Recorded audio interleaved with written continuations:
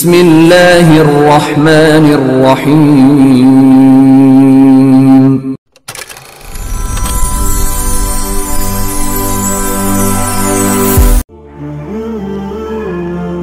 حضور اکرم صلی اللہ علیہ وآلہ وسلم نے فرمایا کہ وحی نازل ہوتے وقت کبھی مجھ کو گھنٹی کی سی آواز محسوس ہوتی ہے، اور وحی کی یہ کیفیت مجھ پر بہت شاق گزرتی ہے۔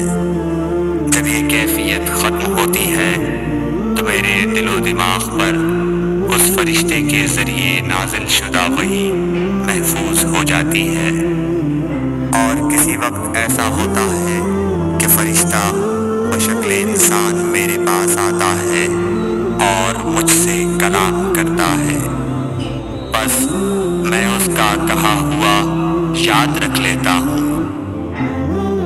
صحیح بخاری حدیث نمبر 2۔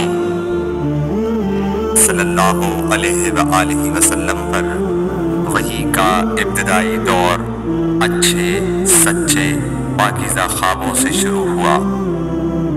آپ خواب میں جو کچھ دیکھتے وہ صبح کی روشنی کی طرح صحیح اور سچا ثابت ہوتا۔ پھر من جانب قدرت آپ تنہائی پسند ہو گئے اور آپ نے غار حرا میں خلوت نشینی اختیار فرمائی، اور کئی دن اور رات وہاں مسلسل عبادت اور یاد الہی اور ذکر میں مشغول رہنے لگے۔ جب تک گھر آنے کو دل نہ چاہتا توشہ ہمراہ لیے ہوئے وہاں رہتے۔ توشہ ختم ہونے پر ہی اہلیہ محترمہ حضرت خدیجہ رضی اللہ تعالی عنہا کے پاس تشریف لاتے اور کچھ توشہ ہمراہ لے کر پھر وہاں جا کر خلوت گزین ہو جاتے۔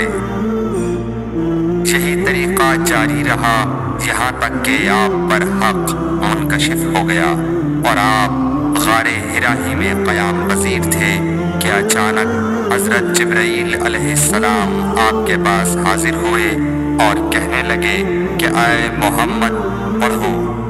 آپ فرماتے ہیں کہ میں نے کہا کہ میں پڑھنا نہیں جانتا۔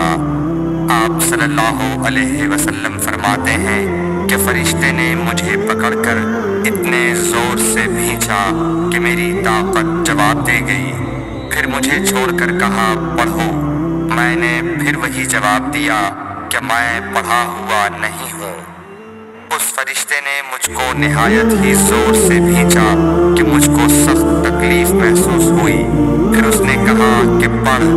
میں نے کہا میں پڑھا ہوا نہیں ہوں۔ فرشتے نے تیسری بار مجھ کو پکڑا اور تیسری مرتبہ پھر مجھ کو بھینچا، پھر مجھے چھوڑ دیا اور کہنے لگا کہ پڑھو اپنے رب کے نام کی مدد سے جس نے پیدا کیا اور انسان کو خون کی گھٹکی سے بنایا۔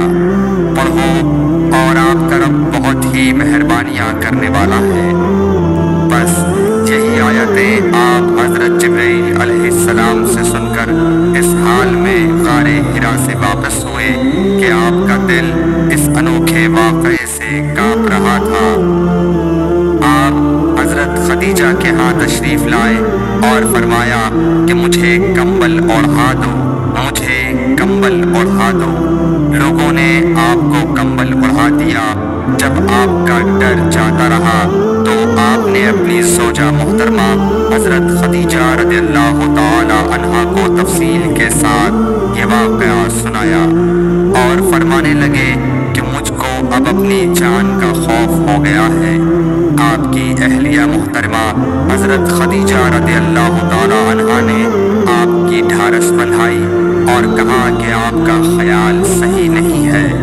اللہ کی قسم آپ کو اللہ کبھی رسوا نہیں کرے گا۔